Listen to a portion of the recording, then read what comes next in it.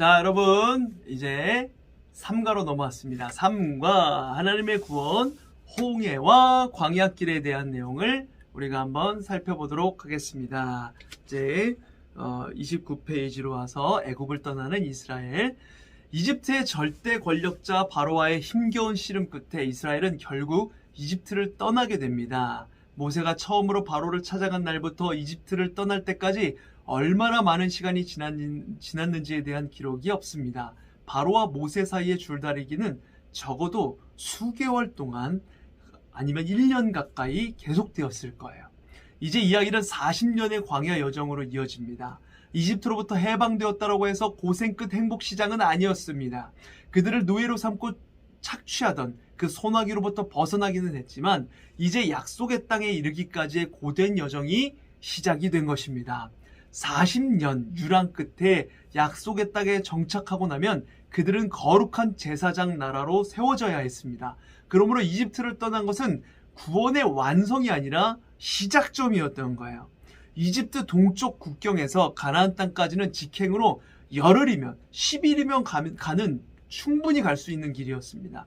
하지만 그 길로 가기 위해서는 당시 철기 문화에서 가장 앞서 있었던 블레셋 민족과 전쟁을 벌여야 했습니다. 블레셋 민족과 부딪히는 거예요.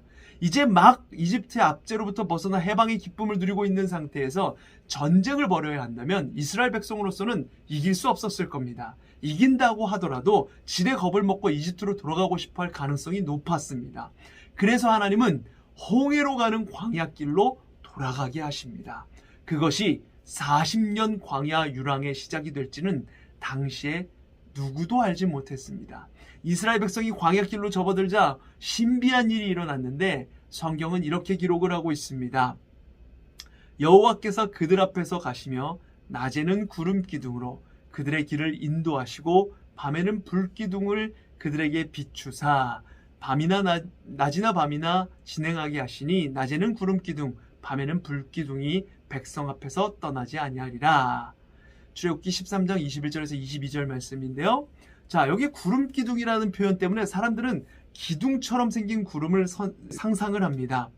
하지만 그 이후에 나오는 기록을 보면 구름 기둥이라는 것은 이스라엘 진 위에 덮인 구름을 의미하는 거예요. 그 구름은 신의 중심에 있는 성막을 중심으로 이렇게 움직였습니다. 그와 관련하여서 출애굽기 40장 마지막에 이렇게 마무리를 하고 있습니다. 출애굽기 40장 36절에서 38절에 보면 구름이 성막 위에서 떠오를 때에는 이스라엘 자손이 그 모든 행진하는 길에 앞으로 나아갔고 구름이 떠오르지 않을 때는 떠오르는 날까지 나아가지 아니하였으며 낮에는 여호와의 구름이 성막 위에 있고 밤에는 불이 그 구름 가운데에 있음을 이스라엘 온 족속이 그 모든 행진하는 길에서 그들의 눈으로 보았더라. 아멘.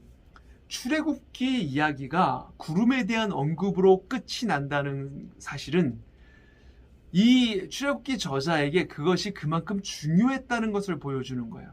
이스라엘의 광야 생활 40년 여정을 한마디로 표현하면 구름 따라 걷는 길이었다는 것입니다.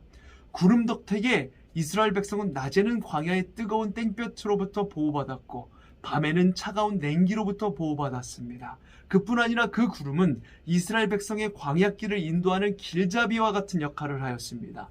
어디서든 구름이 성막 위 가까이에 내려와 머물 때면 멈추어 진을 쳤고 그 구름이 성막 위로 올라갈 때면 진을 걷어서 행진을 했습니다.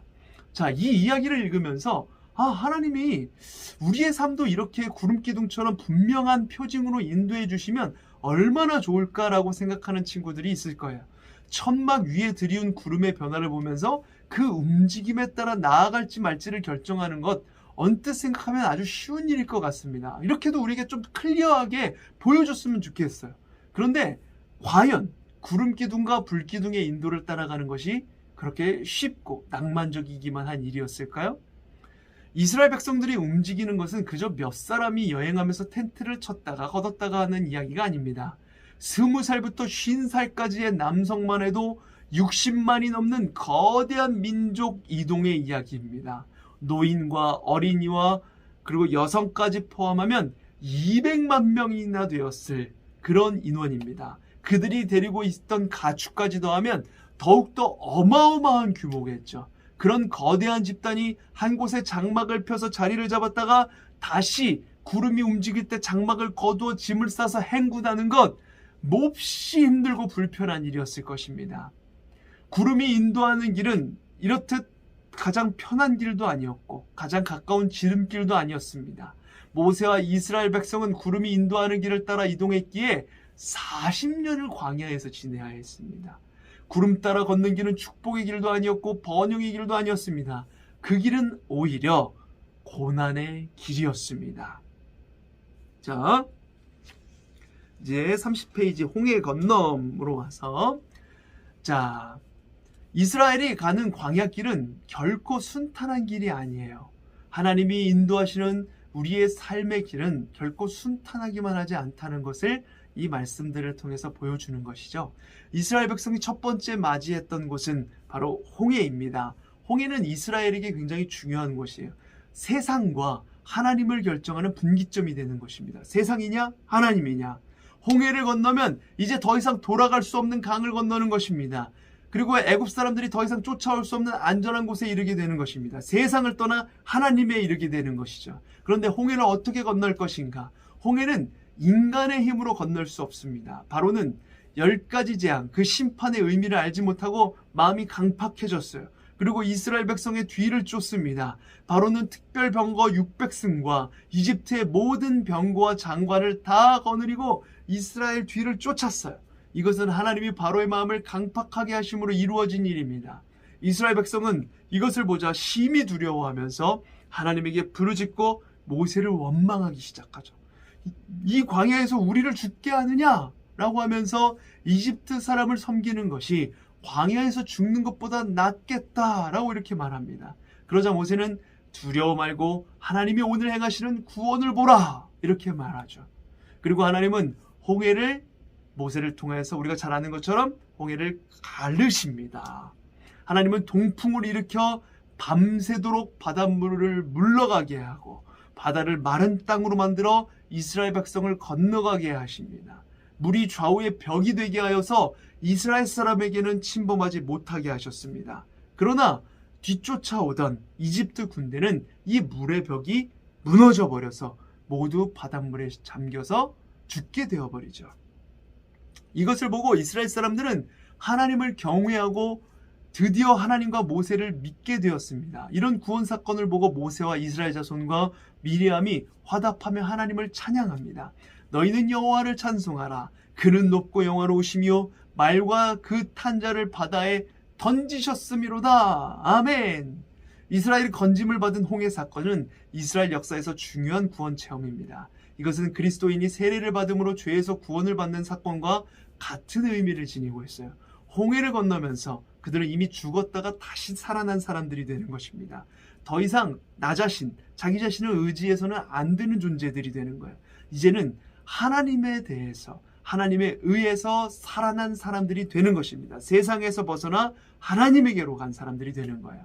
자, 이제 31페이지 밑에 3번 광야 생활로 왔습니다. 애굽을 떠나 홍해를 무사히 건넌 이스라엘은 이제 광야를 행진해 갑니다. 마라, 엘림, 신광야 등으로 광야를 거치고 있습니다.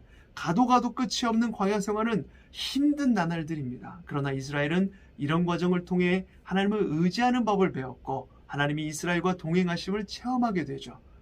하나님은 이스라엘 백성을 광야로 인도하셨고 그들을 책임지십니다. 사실 광야는 이스라엘 백성이 제 힘으로, 자신들의 힘으로 살아갈 수 있는 곳이 아닙니다.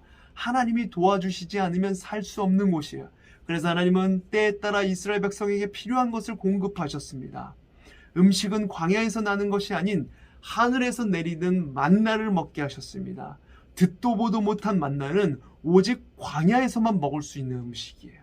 또 메추라기를 하늘에서 내려주심으로 고기를 먹게 하셨습니다. 메추라기도 인간의 힘으로는 잡을 수가 없는 거예요. 하나님은 인간이 잡을 수 있도록 그것을 날게 하셨고 인간은 그것을 잡아먹었습니다. 이렇게 하나님이 공급해 주신 음식으로 이스라엘 백성은 무려 40년을 광야 땅에서 살아갑니다. 음료는 반석을 쳐서, 돌을 쳐서 생수가 나오게 하셨습니다. 오직 하나님만이 하실 수 있는 물 공급 방법입니다. 이스라엘 백성은 광야에서 목이 말라 모세를 많이 원망하기도 했죠. 그때마다 모세는 바위에 지팡이를 쳐서 물을 나오게 하였습니다. 또 아말렉이 이스라엘을 공격하여서 힘들게 만들기도 하였습니다. 그때 하나님이 도와주셔서 이들과의 전쟁에서 이기게 하셨습니다. 이스라엘은 전쟁을 보면 무서워 떠는 사람들입니다. 그때 하나님은 여호수아와 사람들을 택하여 적들과 싸우게 하셨죠. 그들이 싸울 때에 산 꼭대기에 올라가서 모세가 손을 들면 이스라엘이 승리를 하고 이기는 거예요. 손을 내리면 아말렉이 전세를 역전하고, 이런 싸움을 보여주세요. 이것은 비록 사람들이 싸우는 싸움이지만 전쟁은 오직 여호와 하나님께 속한 것이다 라는 것을 보여주는 사건이었죠. 이처럼 사람이 일을 계획할지라도 그것을 이루어 가시는 분은 하나님이십니다. 이스라엘의 승리는 사람이 아닌 하나님에게 있음을 보여주는 것이었어요. 이제 이스라엘은 한 국가의 체제를 세워나가는 중입니다. 마냥 모세에게만 의지해서는 안 됩니다. 모세 혼자서 사람들의 재판을 감당하지 못하자 이드로가 모세에게 조언을 하여서 조직을 갖추게 됩니다. 이드로는 모세에게 말하여 제덕과 진실함을 겸비한 사람들을 백성들 위에 세워서 재판을 하게 하였습니다. 그 제도가 1000부장, 100부장, 50부장, 10부장 제도였습니다. 여러분, 우리가 사는 인생은 광야와 같은 삶이에요. 세상은 하나님의 도우심이 없으면 단 하루도 살 수가 없는 곳입니다. 오늘 말씀을 통해서 하나님이 보여주시는 것은 이런 거예요. 잠언 16장 9절 말씀에 사람이 마음으로 자기의 길을 계획할지라도 그의 걸음을 인도하시는 이는 여호와이시니라. 아멘. 광야 같은 삶 속에 우리 각자의 하늘에 매일같이 떠올라 우리의 길을 인도하는 구름을 매일매일 의지하며 나아가시길 바랍니다. 그것은 날마다의 삶에 성령의 인도하심을 의지하는 가운데 매일 말씀을 읽고 묵상하는 것입니다. 그렇게 할 때 쉽지 않은 길일지라도 우리의 하늘에 구름이 떠오를 것이고 그 구름이 우리의 길을 인도하실 것입니다. 매일 이스라엘 백성들을 구름 기둥으로 인도하시고 만나와 메추라기로 먹이시고 인도하신 것처럼 우리의 삶도 그렇게 인도하실 것입니다. 만나와 메추라기, 반석의 물, 구름 기둥, 불기둥 같은 하나님의 인도하심을 따라 사는 것이 우리에게 복이 있고 의미 있는 삶일 것입니다. 당장은 어려울지라도 믿음을 가지고 하나님께 구하면 하나님이 도와주십니다. 우리는 세상을 내 힘이 아닌 하나님의 은혜로 살아가는 법, 그 구름을 따라 살아가는 법을 터득하고 그 삶을 따라 살아가야 되는 것입니다. 3과는 여기까지예요. 우리 계속해서 그 구름을 따라 인도하는 하나님의 도우심, 하나님의 인도하심을 구하며 나아가길 바라고요. 자, 이제 우리는 4과에서 만나길 바랍니다. 우리 4과에서 봐요.